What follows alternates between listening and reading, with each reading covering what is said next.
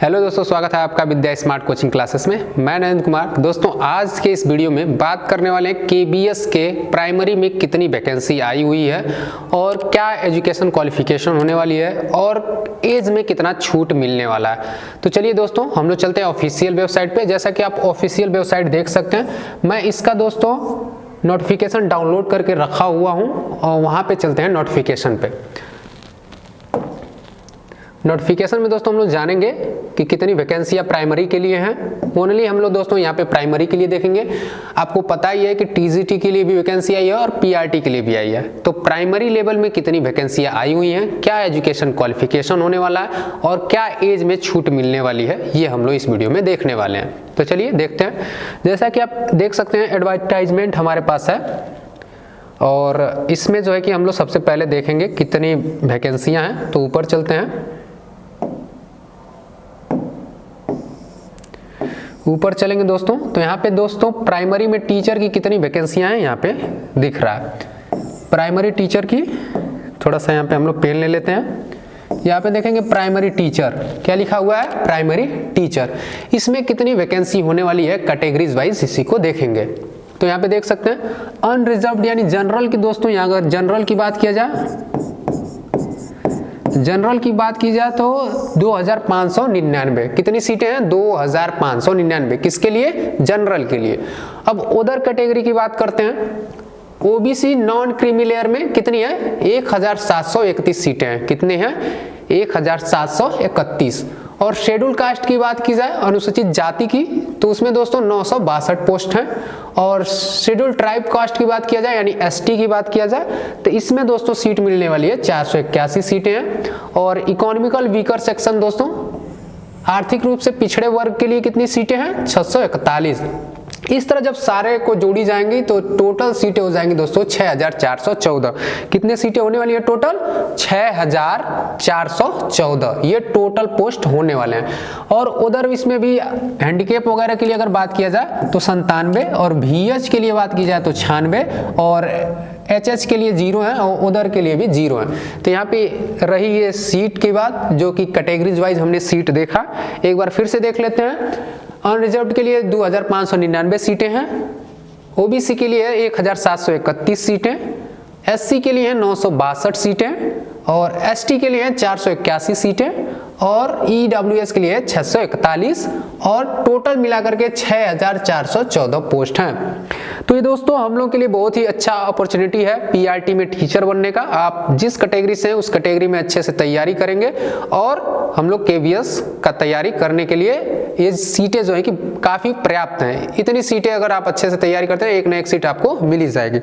अब बात करते हैं दोस्तों हम लोग इसमें कुछ अदर पोर्शन की।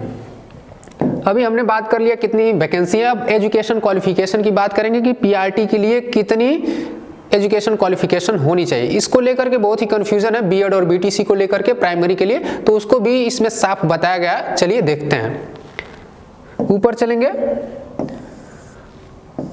और दोस्तों यहाँ पे कुछ और यहाँ पे नोटिस दिया गया, नोट में नंबर ऑफ वैकेंसी के बारे में दिया गया है कि नंबर ऑफ वैकेंसी बढ़ भी सकती है, घट भी सकती है। तो ये किसी भी विभाग से वैकेंसी आती है तो ये नोटिफिकेशन दिया जाता है कि विभाग चाहेगी तो भर्तियां बढ़ा भी सकती है और घटा भी सकती है।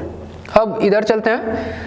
जो रिजर्वेशन मिलता है SC ST को और OBC को और EWS में और PH में, तो वो सारे गवर्नमेंट के रूल के अनुसार ही आपको ये सारे छूट मिलने वाले हैं। कैटेगरी में जितने छूट मिलते हैं वो सारे मिलेंगे। अब नीचे चलते हैं। एज भी छूट मिलेगा। कुछ कैटेगरियां हैं जनरल को छोड़ करके, उसमें एज में भी छूट मिलती है और कितनी छूट मिलती है इसके बारे में भी इस वीडियो में बात करने वाले हैं। अब आगे चलते हैं।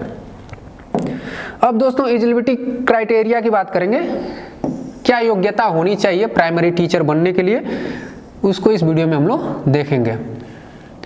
और यहाँ पे स्केल आप देख ही सकते हैं, इतना आपका पे स्केल दिया हुआ है। अपर एज लिमिट 30 साल है। अगर आप 30 साल के हैं तब आप इस फॉर्म को तब भी भर सकते हैं। अपर एज लिमिट कितना है, 30 ईयर। अब इधर देखेंगे दोस्तों, प्राइमरी टीचर के लिए कितनी एजुकेशन क्वालिफिकेशन क्या आपकी होनी चाहिए।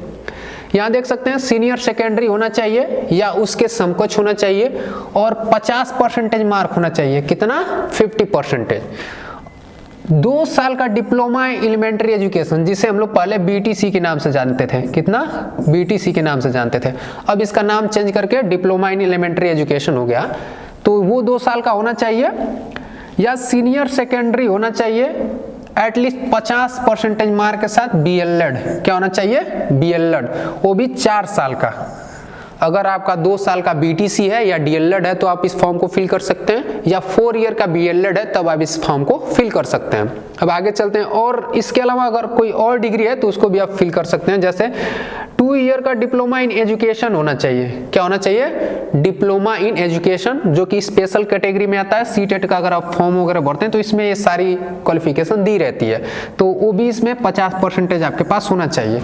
और बात करेंगे 50% कम भी हो सकता है, किसके लिए, जो SC ST और OBC है उसके लिए ये परसेंटेज कुछ कम भी हो सकते हैं, तो वो नीचे दिया गया आपको। फिर उसके बाद यहाँ पे देख सकते हैं, और थोड़ा सा ऊपर कर लेते हैं इसको। अब ग्रेजुएशन के साथ भी कुछ क्वालिफिकेशन यहाँ पे दी गई है, जैसा कि देख सकते हैं ग्रेजुएशन आपके पास होना चाहिए, और ग्रेजुएशन में कितना, 50% मार्क होने चाहिए, कितने, 50%। और उसके साथ आप बैचलर ऑफ एजुकेशन, जिसे हम लोग बीएड के नाम से जानते हैं, आपका ग्रेजुएशन होना चाहिए 3 साल का, बीएससी बीए या उधर जो इसमें ग्रेजुएशन में आते हैं वो कोर्स होने चाहिए, और 2 साल का आपके पास बीएड होना चाहिए, तब भी आप प्राइमरी में एलिजिबल हो सकते हैं। लेकिन दोस्तों बीएड के लिए कुछ नीचे टर्म एंड कंडीशन बताए गए हैं, उसको भी देखेंगे। अगर आप लास्ट तक इस वीडियो को देखते हैं तो बीएड और बीटीसी में क्या बदलाव किया जाएगा, या बीएड के लिए क्या दिया गया है इस नोटिस में, उसको भी आप देख लेंगे। तो लास्ट तक वीडियो को जरूर देखिएगा। अगर अभी तक वीडियो को लाइक नहीं तो वीडियो को जरूर लाइक कर दीजिएगा। और चलिए आगे चलते हैं। अब एनसीटी के रिकॉर्डिंग होना चाहिए बीएड आपका, ये सारा आप देख सकते हैं पैराग्राफ। क्लास 1 to 5 के लिए एनसीटी का क्या रूल है उसको इसमें दिया गया है। और qualification in central eligibility test, ये सबसे इंपॉर्टेंट चीजें हैं, ठीक है। क्या होना चाहिए, क्वालिफिकेशन डिटेल, सीटीईटी होना चाहिए दोस्तों। पेपर 1 का अगर आप सीटेट पास हैं तभी आप इस फॉर्म को फिल कर सकते हैं। ये एजुकेशन क्वालिफिकेशन है पीआरटी के लिए। आपको बीटीसी होना चाहिए या बीएड होना चाहिए, या दोस्तों उसके समकक्ष कोई डिग्री हो वो भी भर सकते हैं। और सबसे इंपॉर्टेंट चीज है, आप सीटेट क्वालिफाइड होने चाहिए, सीटेट क्वालिफाई होने चाहिए, तभी आप इस फॉर्म को फिल कर सकते हैं। अगर आप सीटेट क्वालिफाई नहीं है, अपने स्टेट का टेट क्वालिफाई है, तो आप इस फॉर्म को नहीं भर सकते हैं। ये दिमाग में आप बात को बैठा लीजिए। अब चलते हैं, और डिजायरेबल क्या होना चाहिए ये भी देखिए। और प्रोफिशिएंसी भी होनी चाहिए, teach and taught Hindi and English, Hindi and English में आप पढ़ा सकें ऐसा आपके पास कुछ अनुभव होना चाहिए। और नीचे भी देखते हैं, knowledge of working on computer दोस्तों, क्योंकि जाहिर सी बात है जितने सारे केंद्रीय विद्यालय हैं लगभग स्मार्ट हो चुके हैं, तो उसमें आपको कंप्यूटर वगैरह के भी नॉलेज होनी चाहिए, अंग्रेजी वगैरह भी आपको आनी चाहिए। ये कंपलसरी रहना चाहिए, क्योंकि डिजायरेबल है, ये होना ही चाहिए, तो आपके लिए बहुत ही फायदेमंद होगा अगर आपका सिलेक्शन हो जाता है तो। अब आगे चलते हैं, इसमें कुछ और देख लेते हैं। यहाँ पे तो हम लोग देख ही लिए कि एजुकेशन क्वालिफिकेशन क्या होनी चाहिए। अब नीचे चलते हैं, बीएड के लिए कुछ इंपॉर्टेंट नोटिस दिया गया है। क्या दिया गया है, बीएड के लिए इंपॉर्टेंट नोटिस। अब इस इंपॉर्टेंट नोटिस को देख लेते हैं हम लोग। अब देखिए, अभी जो विवाद चल रहा है बीटीसी और बीएड का, तो अभी दोस्तों हाई कोर्ट या सुप्रीम कोर्ट का कोई निर्णय नहीं आया है कि बीएड वाले प्राइमरी के लिए एलिजिबल होंगे या नहीं होंगे। तो उसके लिए कुछ नोटिस यहाँ पे दिया गया है, उसको देख सकते हैं। यहाँ पे दिया गया कि BEd candidate can apply and go through the selection process.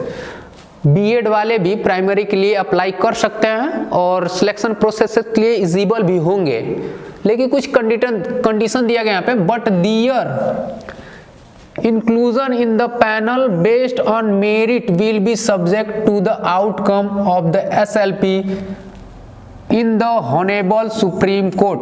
However, once the candidate appear in written examination, fees paid by the application will be not be refunded. देखिए, इसके कहने का मतलब कि आप अभी फैसला नहीं आया है, आप इस फॉर्म को फिल कर सकते हैं, लेकिन जैसे ही अगर आपके खिलाफ फैसला आता है, तो अगर आप एग्जाम में बैठ चुके हैं तो आपकी जो फीस है वो वापस नहीं की जाएगी। ये साफ साफ लिखा हुआ है, तो आप देख सकते हैं इसको। अब चलेंगे, देखेंगे हम लोग इसमें कि एज का सिलेक्शन कितना होने वाला है, एज में छूट कैसे मिलती है, किस कैटेगरी को कितना यहाँ पे छूट मिलता है इस वीडियो में अब देखेंगे। जैसा कि ऊपर ही मैंने बताया था कि SC ST और OBC के लिए कुछ छूटें मिलती हैं आयु में, जैसा कि 30 वर्ष अधिकतम हो गया तो उसमें कुछ छूटें मिलती हैं, उसके बारे में यहाँ पे हम लोग इस टेबल में देखेंगे। यहाँ पे देख सकते हैं सबसे पहले दिया है शेड्यूल कास्ट के लिए और शेड्यूल ट्राइब के लिए, यानी SC और ST के लिए। SC ST के लिए दोस्तों 5 साल छूट रहेगा। कितना? 5 साल। अगर अपर एज लिमिट अगर यहाँ पे 30 ईयर दिया है, अगर आप अपने डेट ऑफ बर्थ से 35 ईयर के भी हो जाते हैं तो आप इस PRT के फॉर्म को फिल कर सकते हैं, क्योंकि गवर्नमेंट ऑफ इंडिया के रूल के अनुसार 5 साल का छूट मिलता है SC और ST के लिए। और उधर कैटेगरी के लिए भी बात करते हैं। अगर उधर बैकवर्ड क्लास के लिए बात किया जाए, यानी OBC के लिए बात किया जाए, किसके लिए दोस्तों? OBC के लिए। तो OBC के लिए भी कुछ छूटें मिलती हैं 3 साल के लिए। कितने? 3 साल के लिए। यहाँ पे अगर आप OBC के हैं, 33 ईयर के हो गए हैं, तो आप PRT के फॉर्म को फिल कर सकते हैं वहाँ पे एज रिस्ट्रिक्शन दिखा करके, क्योंकि गवर्नमेंट ऑफ इंडिया की तरफ से आप लोगों को 3 साल का छूट मिलता है। अब आगे चलते हैं। यहाँ पे देख सकते हैं women all category for the teaching post PGT, TGT और लाइब्रेरियन एंड PRT ओनली। देखिए ये जो PGT, TGT, लाइब्रेरी और PRT के लिए जो वुमेन कैंडिडेट होंगी उनके लिए 10 साल का छूट मिलेगा।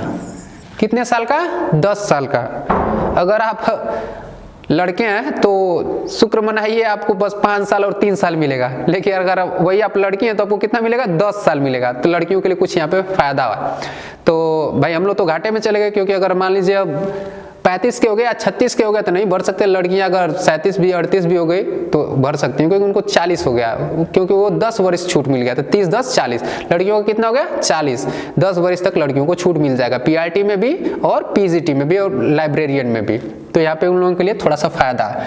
और KBS एम्प्लॉय के लिए कोई नो एज बार, उनके लिए कोई एज नहीं है। अगर KBS में अगर आप पढ़ाते वगैरह हैं, वहाँ के एम्प्लॉय हैं, तो आप भर सकते हैं।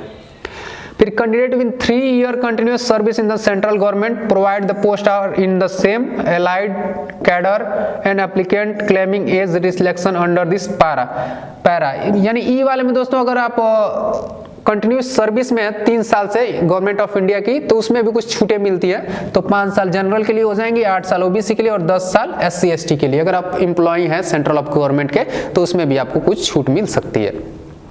तो इस तरह का सारा जो है कि अब हम लोगों के कुछ काम लायक नहीं है। और जो नीचे हैं उसको भी आप देख सकते हैं, अगर कश्मीर वगैरह से बिलोंग करते हैं या और डिसेबिलिटीज कैंडिडेट हैं तो उनके लिए भी यहाँ पे छूटें दी गई हैं, जिससे कि आप पढ़ सकते हैं।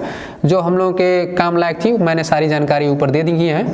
और दोस्तों अगर ये वीडियो आपको अच्छी लगे तो वीडियो को जरूर लाइक करिएगा, अपने दोस्तों में शेयर करिएगा।